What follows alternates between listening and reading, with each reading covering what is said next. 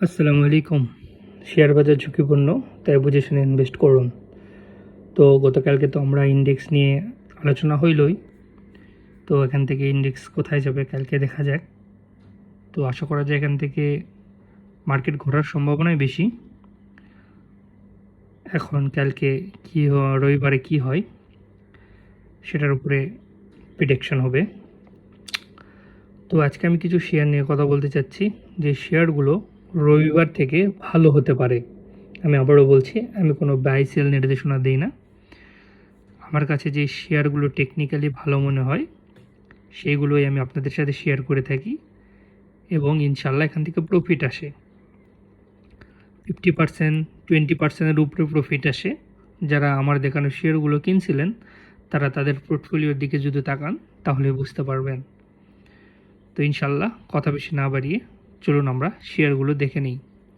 তো সর্বপ্রথম একটা মিউচুয়াল ট্রাস্টের MBL ফার্স্ট মিউচুয়াল ফান্ড, তো এটা এর রেজিস্ট্যান্ট ব্রেক করছে।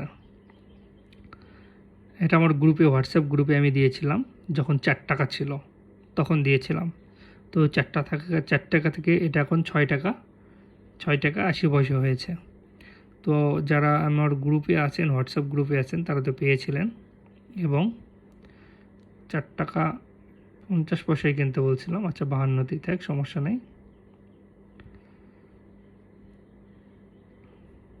তো বর্তমান প্রাইস 6 টাকা 80 পয়সা।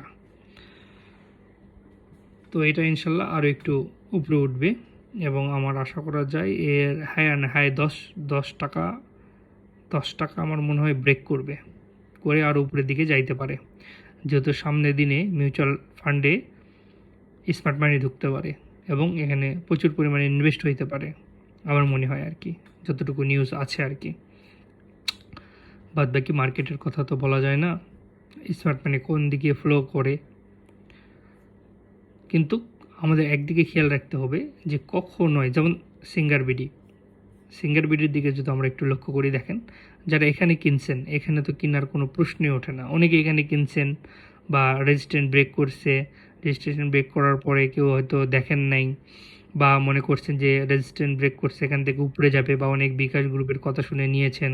কিন্তু দেখেন, রেজিস্ট্যান্ট ব্রেক করার পরে কিছু সময় একটু অপেক্ষা করা দরকার, যে মার্কেট পরের দিন কোথায় যাবে। দেখেন এখানে 22 তারিখে, এপ্রিলের 22 তারিখে মার্কেট হাই হয়েছে, পরে কী হয়েছে দেখেন, 22 তারিখে হাই হওয়ার পরে 23 তারিখ থেকে মার্কেট পড়া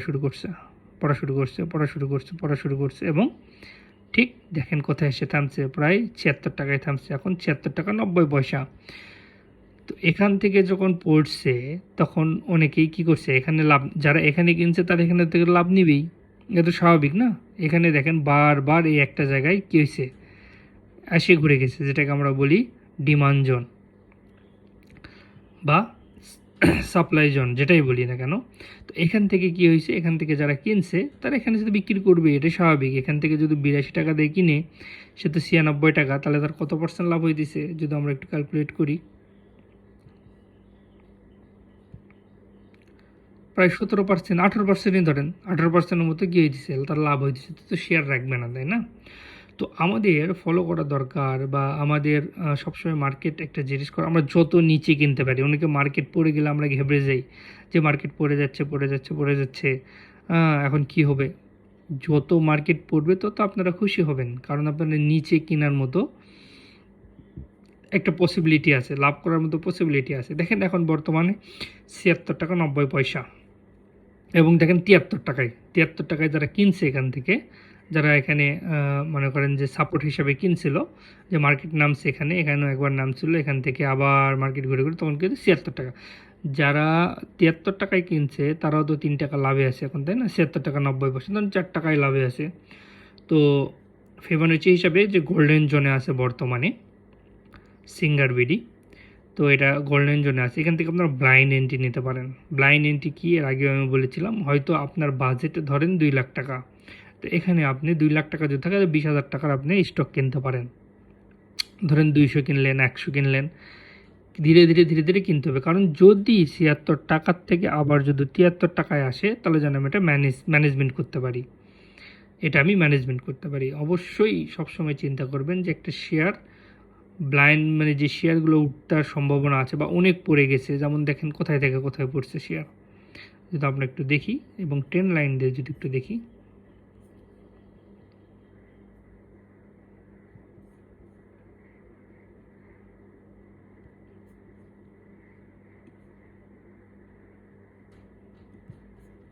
দেখেন কোথায় থেকে কোথায় পড়ছে শেয়ার। তো সিঙ্গার বিডি এটা আপনি নিতে পারেন, ব্লাইন্ড এন্ট্রি নিতে পারেন। আবারও বলতেছি, আমি কোনো ব্যাচেল নির্দেশনা দিই না, টেকনিক্যাল অ্যানালাইসিস অনুযায়ী যেটা আমার কাছে ভালো মনে হয় সেই শেয়ারগুলি আপনাদের সাথে আমি শেয়ার করে থাকি এবং ইনশাআল্লাহ এখান থেকে প্রফিটও হয়। তো এখানে আপনি সিঙ্গার বিডি ব্লাইন্ড এন্ট্রি নিতে পারেন, আপনি এখানে অল্প করে কিনতে পারেন, যদি মার্কেট নিচে যায় তাহলে এখান থেকে আপনি ম্যানেজমেন্ট করতে পারবেন, আর এখান থেকে যদি ধীরে ধীরে আপ হয় তাহলে আপনি ধীরে ধীরে কিনতে পারেন। তো আশা করা যায় সিঙ্গার বিডি সামনের দিনগুলোতে অনেক ভালো করবে। আর অবশ্যই ধৈর্য ধরে স্টক মার্কেটে থাকতে হবে। আজকে কিনছেন 7 দিন পরে সেল করবেন হয় না, একটা শেয়ারের প্রতি কম করে হলেও 2-3 মাস সময় দিতে হবে যে শেয়ারগুলো আপনি নিচে কিনেছেন। যেমন লঙ্কা বাংলা বলেছিলাম আপনাদের, কেয়া কসমেটিক বলেছিলাম। তো এই শেয়ারগুলো দেখেন ডে বাই ডে গ্রো করতেছে। তারপর আছে ফরচুন শুজ। তো এই শেয়ারটাও এখান থেকে পড়তে পড়তে অনেক দূর নিচে নামায় আসছে।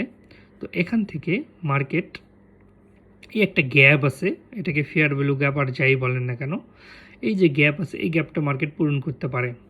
তো দেখেন যারা এখানে কিনছে 13 টাকায় কিনছে, তারা 19 টাকায়, তো তারা তো বিক্রি করবে এখান থেকে। সেই জন্য কী আসছে দেখেন, সেলিং প্রেশার আসছে। তারা কী করে সেলিং প্রেশার আসছে দেখেন, এই যে সেলিং প্রেশার চলে আসছে। তো এটা আবার কি করবে, এর কালেকশন করবে, কারেকশন হতে পারে 18 টাকায়। আমরা একটু যদি দেখি, ফিবোনাচি দিয়ে যদি একটু দেখি, ধরেন এখানেই ধরি,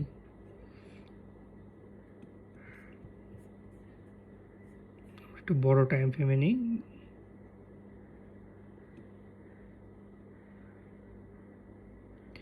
19 টাকা চলতেছে, ধরেন 18 টাকা বা 17 টাকায় যখন আসবে তখন এটা নিতে পারেন। অবশ্যই শনিবারে যদি মনে হয়, রবিবারে যদি মনে করেন এটা মনে করেন একটু কমে বা এখান থেকে একটু বাড়ে, আপনি এটা ব্লাইন্ড এন্ট্রি নিতে পারেন। ফরচুন শুজটা আপনি ব্লাইন্ড এন্ট্রি নিতে পারেন, ইনশাল্লাহ এখান থেকে মার্কেট বাড়তে পারে। আশা করা যায় এখান থেকে মার্কেট বাড়বে, ভালো পরিমাণ বাড়ার সম্ভাবনা আছে। তারপর অ্যাপেক্স ফুড, আমরা অ্যাপেক্সের দেখছিলাম এখান থেকে যে রেজিস্ট্যান্স ছিল বারবার এখান থেকে ডাউন হয়ে যেটা, এখান থেকে ঘুরে আবার কারেকশনে যাইতেছে। তো আশা করা যায় 204 টাকা 5 টাকা থেকে এটা আবার উঠতে পারে, 204 টাকা 5 টাকা থেকে আবার এটা উঠতে পারে। তো সবাই এদিকে খেয়াল রাখতে পারেন। এই যে 4টা শেয়ার বললাম, এই 4টা শেয়ারে আপনারা অবশ্যই খেয়াল রাখতে পারেন। আশা করা যায় সামনের দিনে এইগুলোতে এই শেয়ারগুলো ভালো হবে। এবং গতকালকে তো ইন্ডেক্স নিয়ে কথা হয়েছিল, এবং আমি যেই মাই ডাইনিংগুলো তো অবশ্যই বাড়তিছে। লঙ্কা বাংলা আপনারা এখনও কিনতে পারেন, লঙ্কা বাংলাটা আপনারা এখনও কিনতে পারেন।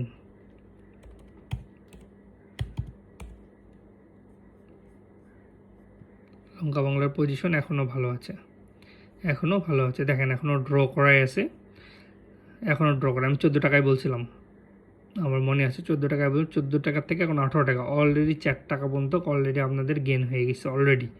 তো এখানে যারা কিনছে তারা তো এখানে সেল করবেই, এটা তো রেজিস্ট্যান্ট, এখানে তো সেল করবেই। রেজিস্ট্যান্ট ব্রেক করছে, করার পর এখান থেকে হালকা করে রিটেস্ট নিচ্ছে, রিটেস্ট নেওয়ার পর আবার কী হবে, মার্কেট আবার উপরে যাবে। তো যারা 13 টাকা 12 টাকা 14 টাকায় কিনছে তারা তো 18 টাকায় ছাড়বেই, 4 টাকা প্রফিট হয়েছে, তারা ছেড়ে দেবে না? অবশ্যই ছেড়ে দেবে। তো আমরা যত নিচে কিনতে পারি, আর সবসময় একটা জিনিস খেয়াল রাখবেন, আমরা মানে একদম হাই যে দামগুলো, মানে আমরা সবসময় চিন্তা করব যে ছোট শেয়ারগুলো কিনতে। ছোট শেয়ারগুলো যদি আমরা কিনি এটার কতই পড়বে বলেন?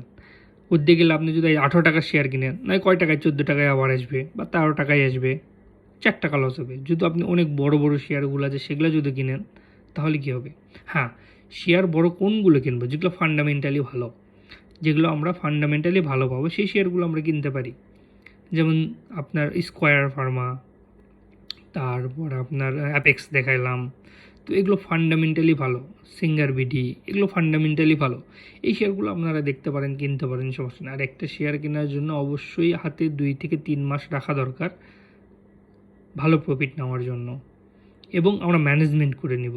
ধরুন 18 টাকা দিয়ে কিনছি, এটা পড়তে পারে, তো এটা নামতে নামতে আবার সেই 12 টাকায় আসতে পারে, তো 12 টাকায় যখন আসবে তখন এখান থেকে আবার কিনতে শুরু করব।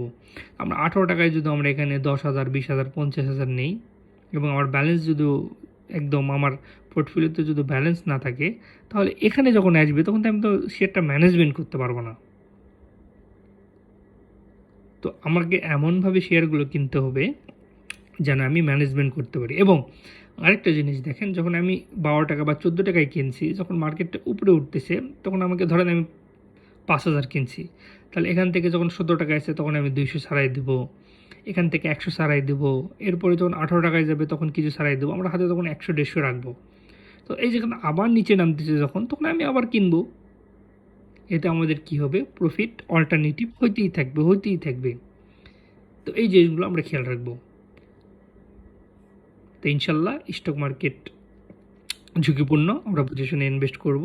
আর আমার ভিডিও যাদের ভালো লাগবে অবশ্যই চ্যানেলটিকে সাবস্ক্রাইব করবেন। আসসালামু আলাইকুম।